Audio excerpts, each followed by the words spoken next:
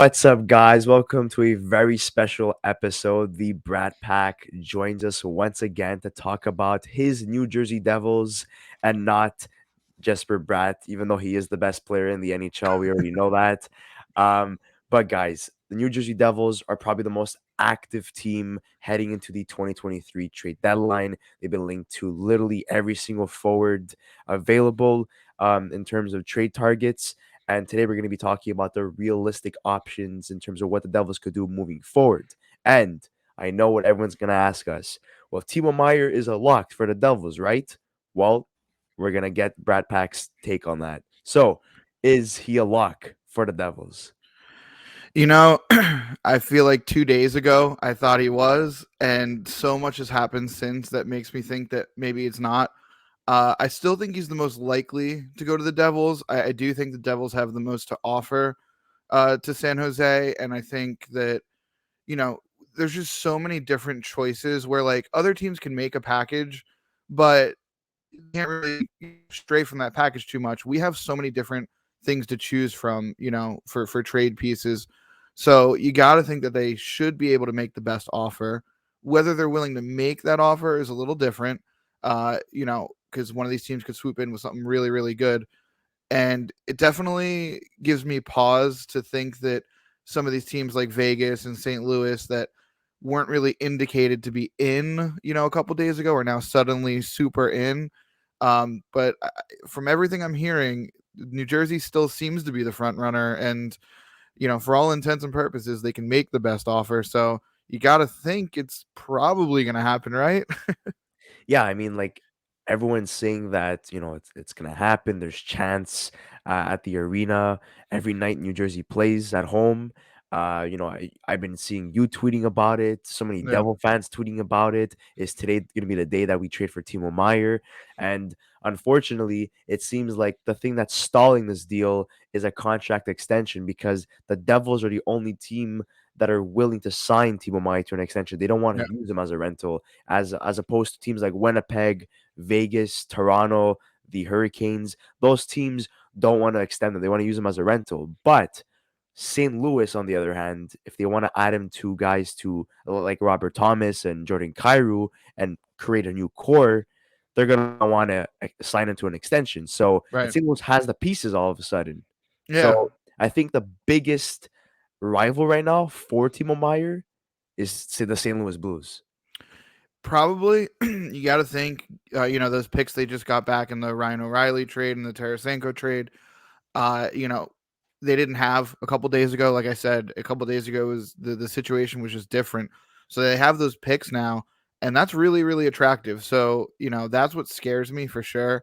And if they're a team that's not trying to necessarily rebuild, but do the infamous retool, as we call it, um, that does make a lot of sense. So it is starting to come together a little more for them. So I'm definitely a little scared of them, but like you said, Devils fans want it so bad. We do feel like there's just one missing piece, and there's been a couple of guys that could have filled that role. I mean, Gaudreau being the first and foremost, Kachuk when he was on the market, DeBrincat when he was on the market. I think Meyer is next up in the line of guys that can fill that spot for us, but we want it filled so badly that like they're going. This really does seem to be our best opportunity to do so since Gaudreau, and like obviously everyone knows what happened there, but this just feels like our best shot. So I'm all in. I'm riding the wave. I'm trying to encourage everyone else to have some fun with it because at the end of the day, I mean, eh, being fans and not GMs, we have no say or impact on any of this. So might as well have as much fun as we can, right? Yeah, and I totally agree with that. And the thing that's kind of scares me here is that Ivan Barbashev has been linked to the Devils as well, but he's Mhm. kind of the plan B for New Jersey if they don't land Timo Meyer. So imagine the Blues end up with Meyer and they're like, hey, by the way, we have your main guy, so here's your backup plan too. So it's like they screw you twice because they get assets from you and they take away your most prized possession essentially. And even though last season he got a 60-point campaign, Barbashev is not Timo Meyer. No. And I know that the asking price is kind of high. They're asking for a first round pick or maybe a second and a Yeah. top prospect. I think the asking price is kind of crazy for Barbashev and anyone who trades for him. Even though the cap hit does make sense, it's 2.25 million. I do believe that like New Jersey should just stay away from that. If it's not Timo Yeah. Meier, they shouldn't make it. Unless maybe there's another player that we're not thinking about that suddenly gets dealt because the Devils made this crazy offer. But I mean, we all know that Holtz has been the centerpiece every single time in terms of trade rumors. It's funny how him and Timo Meier got injured day to day, literally on the same day. People thought That's there one of was the a things I've trade been having fun happening. with. Yeah, people thought there was a trade happening. Like, oh my god, they're both scratched. They were getting traded for one another, Right. and that never happened. And Holtz changed his profile picture too, and be like, oh yeah, it's gonna happen. Yeah. He's gonna go to the San Jose Sharks, and that never happened either. But in terms of like, okay, Barbashev we spoke about, Meyer we spoke about. Is there anyone else that is intriguing? I know there's Brock Besser that's linked to the Devils. There's Max Domi that's linked to the Devils. Does that really Yeah. interest you? So a couple of those names I've heard a lot. Another name that I have heard fans toss around, but not so much like media people and organization people, is Pavel Buchnevich. I actually like him way more than Barbashev. Um, and also, it's funny that you say, they'd kind of screw us twice with that. They'd actually be screwing us three times because to get those assets, they gave Tarasenko to the Rangers. So if they give Tarasenko to the Rangers and then turn around and take Meyer, that would be so big. And I think I tweeted it yesterday. That would instantly put them like near the top of my most hated teams list if they did that to us. But Buchnevich, I think, is like my top pick to, if Meyer doesn't work out and we need a plan B. I don't love Besser. I think he costs too much money, and I think that banking on him being good again with a change of scenery is a big gamble and not really one that I'm willing to take. I think we really need more of a sure thing at this point.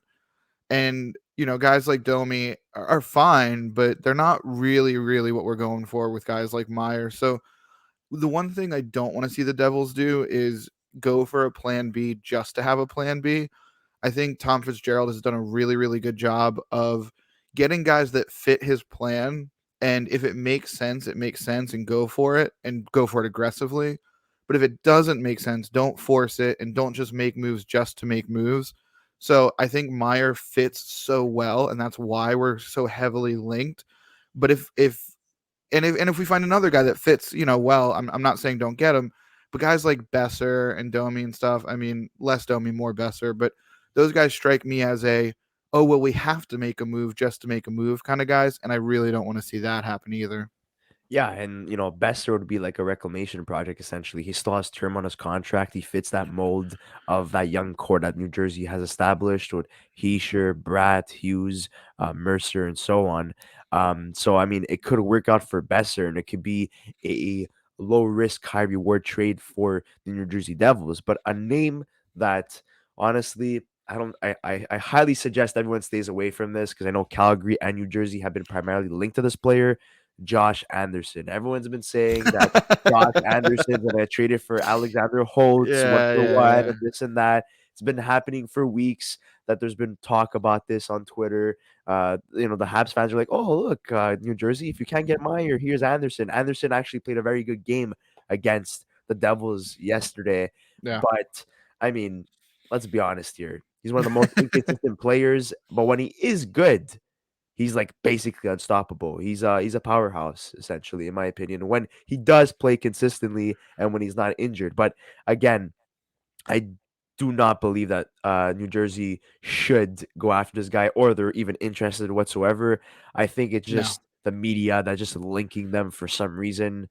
I don't know why there's been this factuation with Anderson going to the Devils. It makes no sense to me. Well, I think it started around the draft because I think when Habs fans and Devils fans were getting into that, 1-2 overall trade talk, or not trade talk, draft talk, the I don't know how it started, but the joke was that we were going to trade our second overall pick for Anderson. And I don't know if it was like insane and delusional on purpose and just trolling or what it was, but all these Habs fans kept making these like fake trade proposals that had Josh Anderson for our second overall pick. And every Devils fan just got so mad at it and was just like, no, we don't want Josh Anderson. Like, leave us alone. Stop offering it to us. That, like, it became such a joke that, like, now, again, like, it's like when we have something to offer, like a prospect, a pick, whatever. And right now it's Alex Holtz is, Habs fans being like, oh, let's offer Josh Anderson. You'll take Josh Anderson for it. So I Yeah. think that's just, I want to say it's mostly a joke, but I think the media members that don't know that it's like kind of an inside joke among the fan base are kind of running with it. And they are right. I mean, there's serious articles out there that are like, oh, maybe Josh Anderson's a good option. But I think it started as a joke, and I'd like it to stay that Yeah, I way. hope so too. But I mean, the Devils have a lot of RFAs. They have Jesper Bratt, who's going to be an RFA once again.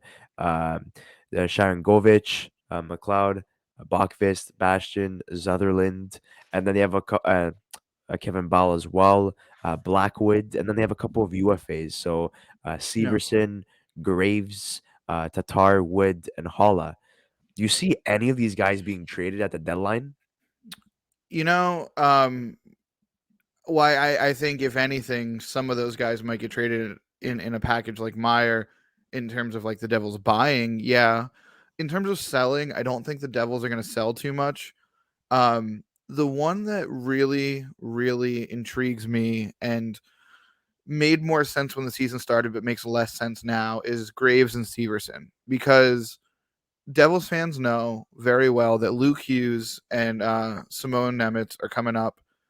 Hughes this season, Nemitz probably next season. So what do we do with Graves and Severson? Because the rest of the defense is locked up. I mean, Hamilton, Siegenthaler, Marino, Smith, all under contract. So when Hughes and Nemitz come up, you would think that's six. Like, there really is no room for a guy like Graves or Severson, and you're not going to make either one of those guys a seventh defenseman. I mean, commanding what $4 or $5 million each. So what do you do with them? Because there's really not room for them moving forward. But we also don't want to put all of our eggs in the basket of Hughes and Nemitz being, you know, NHL quality players like right now. So, but you also don't really have Graves or Severson in a position to sign like 1 or 2 year deals. Like, these guys are going to want 4 or 5 year deals. So what do you do? There really is no good answer, because if you trade them away, you are pretty much throwing away this season, because Hughes and Nemitz are not going to be NHL playoff players this season.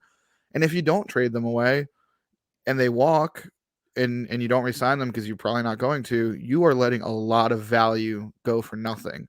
Yeah. So I mean, I really don't know an answer. I'd almost throw it back to you. Like, what do you think as an outside fan here? So looking at it in terms of the off-season perspective, it's a business essentially. Yeah, These guys are probably going to be in high demand.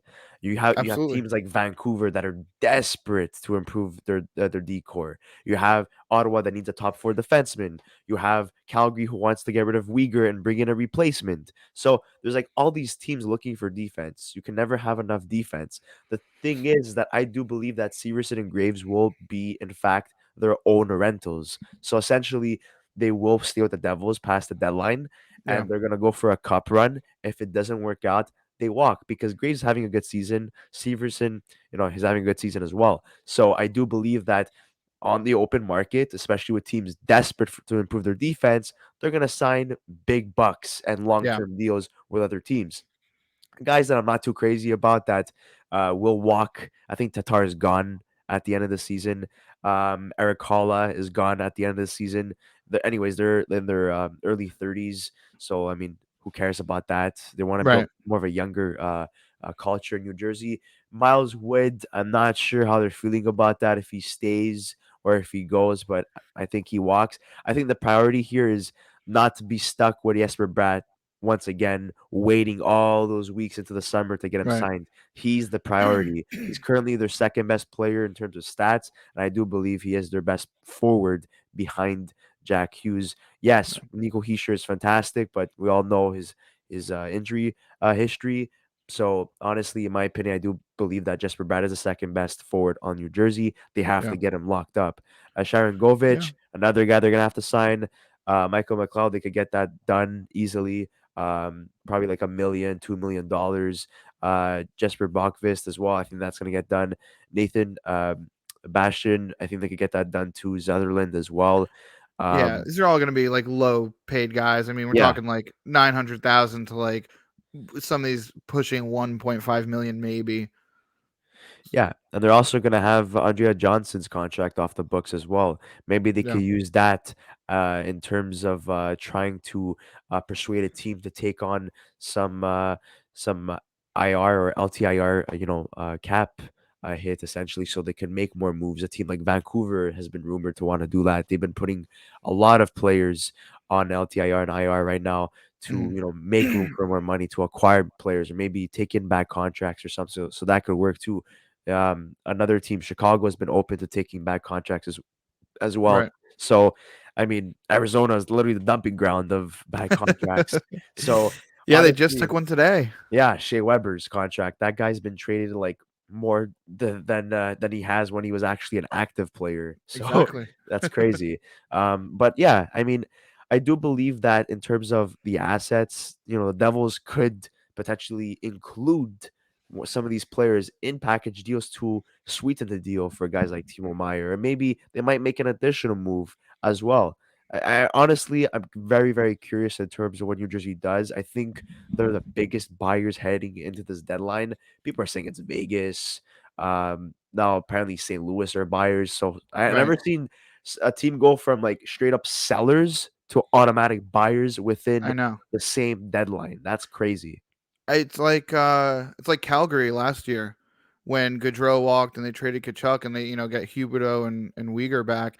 It's like I don't even know if they're buying or selling. They're just I mean they're quite literally trading.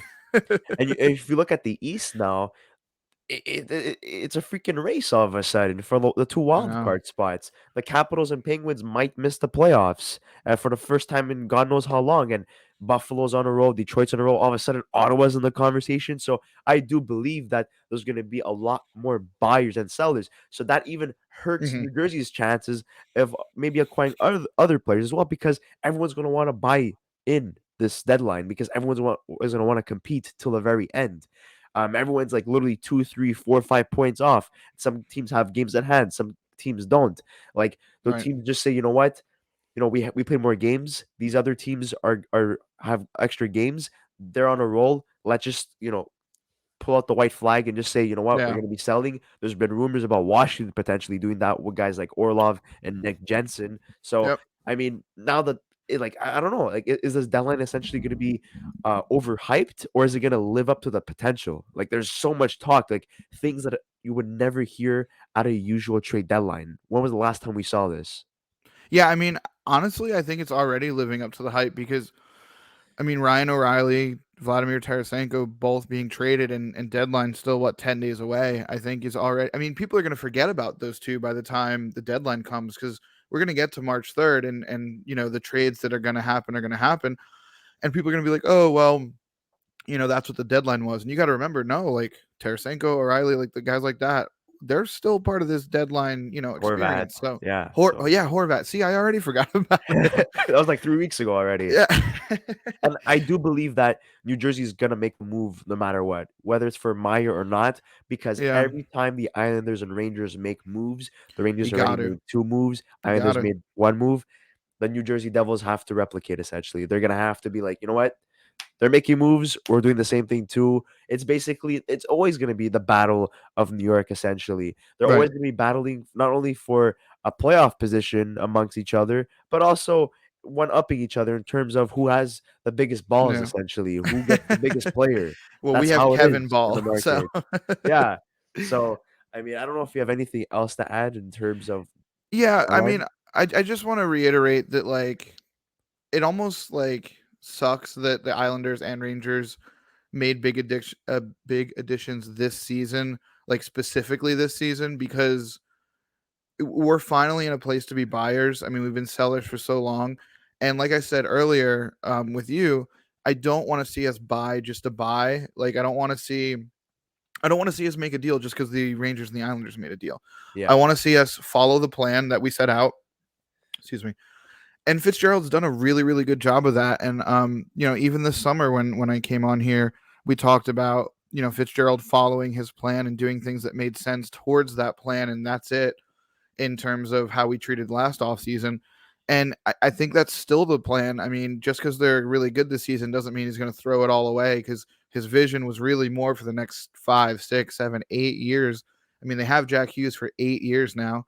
Um, so I really I have faith in him to do this, but I really want to see him stick to the plan, keep your head down, like follow what you want to do, and don't just do things because other teams are doing things, because that's how you get, you know, a guy like Horvat for 8 years when you really need to rebuild, because you're not going to be good for 8 years. And, Yeah. you know, guys, teams like the Islanders felt this pressure just to make a move, to make a move. And let's be honest, is Horvat going to is Horvat going to turn that team into a contender before they need to get, fight for a number one overall pick? No, you know, Look at their situation now. Like, they're I going to miss highly the doubt. playoffs with him. Yeah. And I don't think he's ever going to replicate what he's doing right now. He's not going to live up to the contract, unfortunately, even though there's some people that do believe that. I think he's having a great season. I think he'll always be a great player, but not on pace to what he's doing this season. And Right. it's unfortunate that the Islanders just said, you know what, screw it. We're going to get the biggest fish available, because now it's like, oh man, now there's extra pressure added to the Devils and the Rangers. And not Yeah. only that, but like Fitzgerald needs to take this into consideration as well. Holtz and all these guys that are coming out, Nemec, Hughes, and so on and so forth, they're gonna be, big demands in every single trade. But you have to think about this way essentially. Are they more valuable for your in terms of your future moving forward, especially that you know that Hughes is finally in his prime, or maybe this is just hitting the surface, and you have Jesper Bratt and all these guys, and guys like Miles Wood and Eric Hall and Tatar are going to be leaving, so it creates space. You know that Right. Damon Severson is going to be gone and Graves is going to be gone, so it opens up spots immediately. Like, you're gonna trade for a rental? It doesn't make any sense. I think that, Yeah. like you were saying, they should stick to the plan. Yeah. And that's definitely something I think about when people talk about, oh, well, they can't afford Meyer and Bratt. Like, if we trade for Meyer, that means Bratt's gone. Or if we trade for Meyer, that means we're giving up Bratt or whatever. And it's like, with all of the players you just said that are coming off the books or taking pay cuts, even because, like, even if a guy like Tatar does come back, he's not going to make the same amount of money he's making right now. A guy Yeah. like Wood, he's not, unless he's probably just going to go, but we're Yeah. not paying him, $3+ million. So it's like, people don't look at this kind of stuff. They just assume what we have, in salary cap is what we are always going to have. But we have $35 million coming off the books the moment this season ends. So if you think we can't sign Meyer, Bratt, and then a few other guys that we need to with 35 million, like, you need to work on managing your own money, because that is just, it's crazy. We can absolutely afford it. The Devils, the reason why I'm rooting for them to win the Stanley Cup this year, and I have a soft spot for Buffalo because I did make a prediction at the beginning of the season that they were going to surprise a lot of people, and I've been right so far, so I'll stick to that. But New Jersey, they're such in a good place. They have players entering their prime. They have amazing prospects. They're going to be coming up within the next year or so, and they're competitive right now. So Yeah. they have everything that you could ask for, and they're gonna have cap space heading into the offseason next year. So they're in a they're in a good spot. Even if they don't win the Stanley Cup, even if they don't get a guy like Meyer, they're in a very good spot. But I just wanted to say thank you so much for coming on Yeah. the podcast today Thank and you. giving your thoughts about the Devils. It's always a pleasure to have you on. Absolutely. Oh, I love coming, man. Thank you so much. I appreciate it. And let's hope that Timo Meier does land in New Jersey, because I feel like there's gonna be a lot of Devils fans gonna be pissed off. They're gonna be, you know what? Like I said before, I love doing whatever's fun, and if buying into this and having fun with it is like what's gonna keep us busy for the next 2 weeks or whatever it is, I'm all in. So I've been tweeting about it every single day. I'm having fun. Like, I think this is part of being a sports fan. That said, when I dive this deep into things, and then, like, if for whatever reason they don't get Meyer, people are gonna get so mad at me for for talking about it for so long and jinxing it and getting everyone's hopes up and all that good stuff. But if anyone's listening to this that would ever think that, just enjoy the ride, baby. We're having fun out here. Yeah. The Devils, no one thought they were going to be this good this year. I thought they were going to be good, but not this good. So it's Yep. amazing. Preseason, they said they were not going to be buyers whatsoever, and then look what Yeah. happened. Yeah. So let's continue to hope that Meyer will land in New Jersey. Let's see where they go in terms of the playoffs. But I just wanted to Absolutely. wish you a very happy 2023 trade deadline. Hopefully it's happy. Yeah, yeah, yeah. Well, you guys too. I don't know if you're able to sell Josh Anderson or not, but best of luck with that. I hope it's so No, far no. away from New Jersey. Yeah, yeah, hopefully. But thank you once again for coming. Guys, Thank if you you. haven't subscribed to the channel, please subscribe to the channel, like this video, share it to any Devils fan, and we'll see you on the next episode of the Young Yngs Podcast.